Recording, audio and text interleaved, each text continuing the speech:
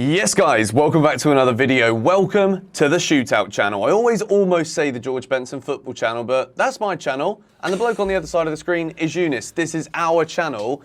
And I know that you've probably watched Eunice's videos. You probably watched mine after the Chelsea game. We beat Luton 3-0, by the way, if you've been living under a rock or, I don't know, you were stuck in an airport somewhere and unable to watch the game, like apparently we're unable to watch the Wimbledon match. We're going to try and figure out some alternatives. But this is Hot and Cold, the series where we pick some hot players, not the way they look, the way they're playing, and some cold ones, again, the way they're playing. Eunice, this has got to be a happy one for us, really, hasn't it? Because we won 3-0, and we're finally up and running under Pochettino.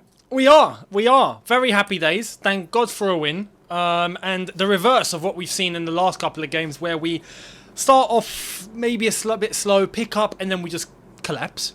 This time was a case of a really good second half, getting the result. Key players coming in clutch. 3-0 win. Bob's your uncle. Thank you very much. He is indeed my uncle, mate. My hot players today are Sterling and Gusto. Who are yours? Oh, although I got to be honest, yeah, Gusto deserves it. I'm going to go Sterling and Jackson just because he scored.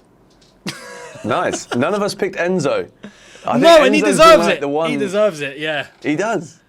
He does. Yeah. But we've got to pick two. And my cold players, I can only come up with one because I think if I've come up with two, it's going to be coming like you're an agenda merchant, mate. I agree. Like, I think we've got to talk about Chilwell. Yeah, 100%. 100%. That's, for me, was the weak link. Yeah, you're completely right. And it's difficult to choose anyone else because everyone else had a decent game. I can't put someone in the cold for playing well.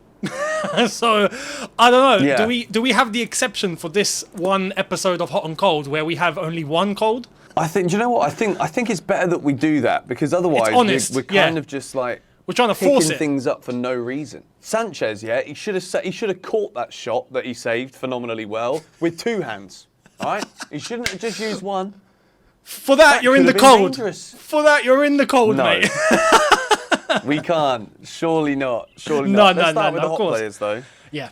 We both got Raheem Sterling in there. 100%. Like, I don't know about you, but I knew that he has this in his locker, but I didn't think it would be so night and day. Sterling last season, Sterling now. I think we've got to talk about the conversation that he's opened up to having with Pochettino about how he was being used last season. I was saying a lot last season that when you go from a winning formula, a winning team, that every single week, Sterling didn't have to be a match winner. He didn't have to be the game changer every time because they have so many of those players at City. Last season, there was nothing around him to give him that fuel, to give him that output energy, I think, to be the match winner. And I think now he can see that there's a system, there's a manager with ideas, there are better players around him. And I think now he's like, well, okay, I'm not necessarily here to make this about me, but I know for a fact that with these guys around me, playing this way, with this energy, I can be a game changer, and bloody hell is he becoming that game changer quick. No, you're completely right. I think with Sterling, we've learned a couple of things. When he first came to the club, my opinion was that for Sterling to play well and to keep his level, he needs to have good quality around him, like he did at Man City. If the quality around him is shady or not good enough, then his level will drop as well. And that's what we saw last season. That was a very good indicator. But I did say when he first came to the club that I was hesitant about getting Sterling because every single time in the final third, it looks like he's going to misplace a pass, go for the wrong shot, go for the wrong pass. When he's meant to shoot, he passes. When he's meant to pass, he shoots. Those last decisive moments that just let him down. And I think now we understand why. And I think that he might have found a solution. And that solution is Sterling, as far as I'm concerned, the less he thinks, the more he executes. I've noticed that when he's on the ball and he thinks, screw this, I'm going in. I'm not going to think, I'm going straight in. He goes past 3 or 4 without thinking. When he's on the ball and he stops and he hesitates and he starts to think, he loses the ball. And same could be said for the West Ham game, even though we lost, is every time he thinks, no, screw this, I'm just going to run. I'm just going to go for it. He looks phenomenal. And against Luton, he got 2 goals because of it. He got into good positions because he was acting fast. He was acting on instinct. I think his instinct's fantastic. His thinking lets him down. And as long as he can just address that, I think we're going to see good things from Raheem Sterling if we can just keep that up. I agree. And when you think about when he's not scoring, he's now got somebody in the middle who he can get the ball to, Yep. who's also going to score. Nicholas Jackson is your second player. Bro, I don't know about you. I love this guy. I love him to You can't bits, man. not love this guy. Yeah. I mean, when you say this guy, I mean, for those that watch on my channel, I'm get PTSD now on Lukaku. But in terms of Nicholas Jackson, he's doing all the dirty work that he shouldn't have to do because we're lacking a 10 at the moment. He's coming really deep because he has to compensate for there no being a 10. And because of that, you find him having to run into the box a lot more when he should be in the box. Maybe his positioning could be better because he's having to play basically double duty. But because of that, he's just a fantastic player to have in the team. He's serious. He doesn't stop. His link-up play is great. He's strong when he's got his back to goal. He's strong when he's on the ball and he's moving forward and taking defenses on. He's technical. He passes and moves into correct spaces. And on his third game for Chelsea against a newly promoted side, he scores his first Chelsea goal wearing the number 15.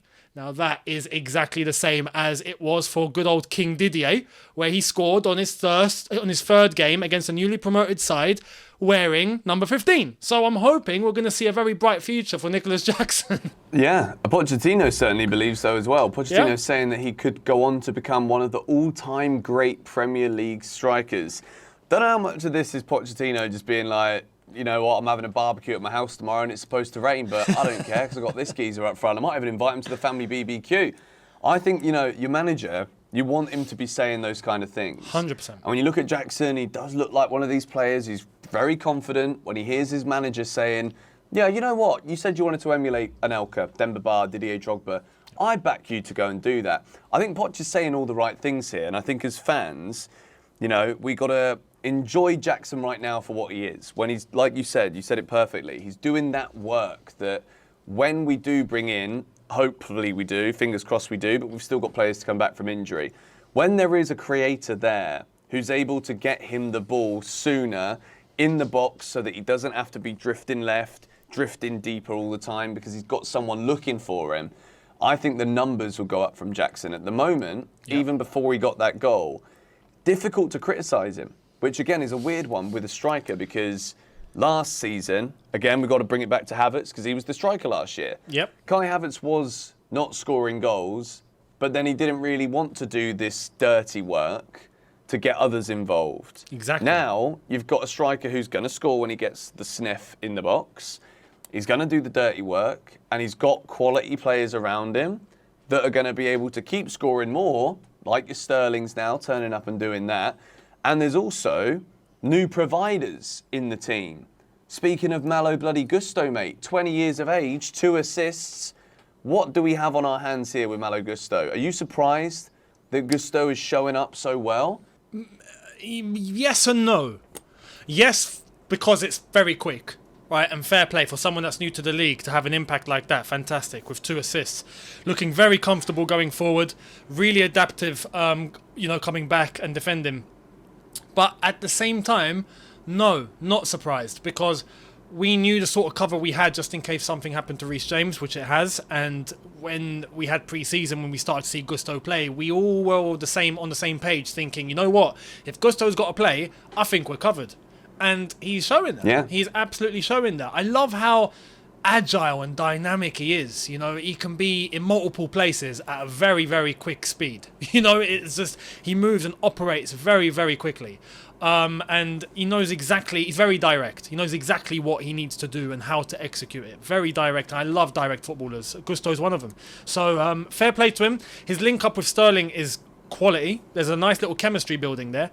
And I hope he keeps it up. Honestly, a very good game from Gusto. I think Chilwell, right, the one, as much as he's in the cold for both of us here, the fact that he comes out after the game and he's like, shooting practice for me tomorrow, this to me is like Harry, who was on my live stream, who's the guy I've got in the office with me. He was like, this just shows how socially aware Ben Chilwell is.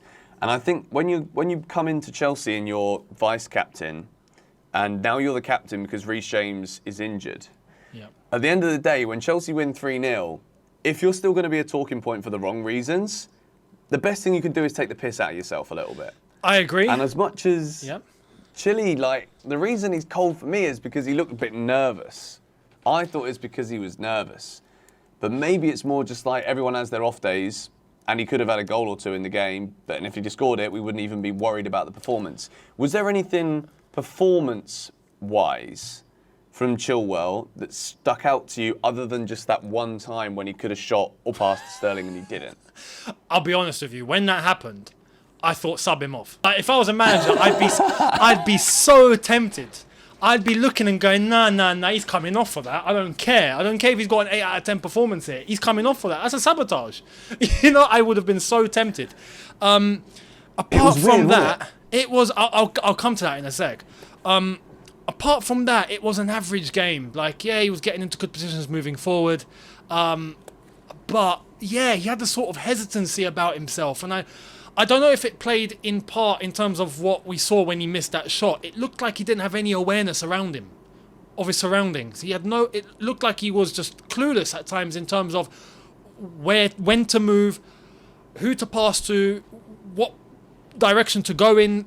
In terms of his surroundings, it's like he wasn't paying attention. And the shot was the creme de la creme.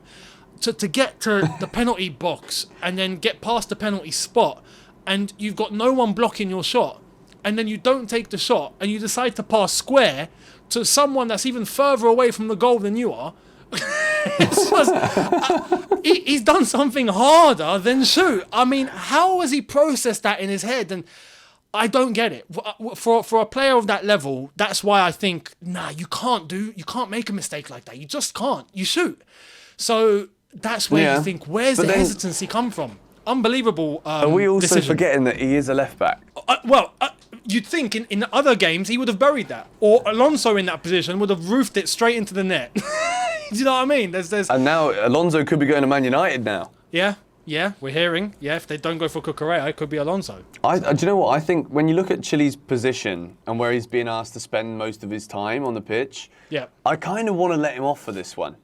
Like, I know, I agree with what you're saying. Like, when he did that, I'm like, bro, like, this guy needs to, like, wake up. Like, what happened? Did you have a big Thursday night? We know that Thursday nights in London are prime time. But, like, is that what it was? Like, come on, man. Something was off. But then you've also got, there's Maatsen breathing down his neck. You know, this guy comes on, gets a yellow card. Not great. Yep. But then how many times is Chilwell going to be able to have these off games with Maatsen being like, well, okay, well, hang on, Maurizio, this guy in front of me, he's not been that great in the last couple of games, so why did I stay? Do you know what I mean? Like, do I get my chance now? Can I prove to you something here? I think it goes to 2 points. One is I think that Maatsen will start getting chances if Cucurella especially does go out on loan. And two, I honestly think this experiment that we're trying to use with this hybrid of Chilwell becoming the left winger and Colwell tucking in as a left back, tucking out as a left back. I just think we should just scrap that. Bring Colwell back in as a central defender properly. Put Ben Chilwell as a standard left back and let him play that role. And then going forward, if you are going to play this sort of thing, I think Ian Maatsen's better suited going forward as a left winger, quote unquote, than Ben Chilwell. So those are decisions that Poch needs to make. But I think with Chilwell, if we just go back to basics, go back to a back four, have him play as a standard left back that can move forward but tuck back in time to make sure he is a defender, I think we'll see good performances from Chilwell. I think it's an interesting one. I think we need to give him a bit more time, and I think we do need to see Poch go with something a bit more stable that is less experimental than what we've seen in the first three. But as a result of that, we've come out with a win, a draw, and a defeat. But it looks as though like the overall curve is like we're getting hotter. Do you know what I mean? Like we are. We're moving in the right direction here, which I'm happy about. Completely. And next few games are very winnable games on paper. God forbid, touch wood, do everything you got to do to make sure we don't lose. But they're very winnable games. So we've got no excuse with one game a week, especially, except for this Wimbledon game that's coming up. We should start picking up some results, and hopefully that consistency will help us. I absolutely agree, mate. Should we wrap up this hot and cold episode now? It's a good week, this one for Chelsea. Very happy, very hot. No cold. Very hot. Yep, brilliant analysis. This is why you come to ShootOut, ladies and gentlemen. If you're not yet subscribed to this channel and you need more hot and cold, you want more hot and cold in your life, subscribe and you will get it. Because then you will see in the little feed of videos that appear this video every single week about Chelsea Football Club. Make sure you go and check out all of the ShootOut socials. Links are down below if you want to watch more of Eunice. Eunice Talks Football. If you want to watch a bit more of me, GBFC, George Benson Football Channel. If you didn't work that out, that's what this sign behind me means. Thank you guys for watching. Leave your hot and cold players in the comments down below. The like if you enjoyed. Come on, you Blues.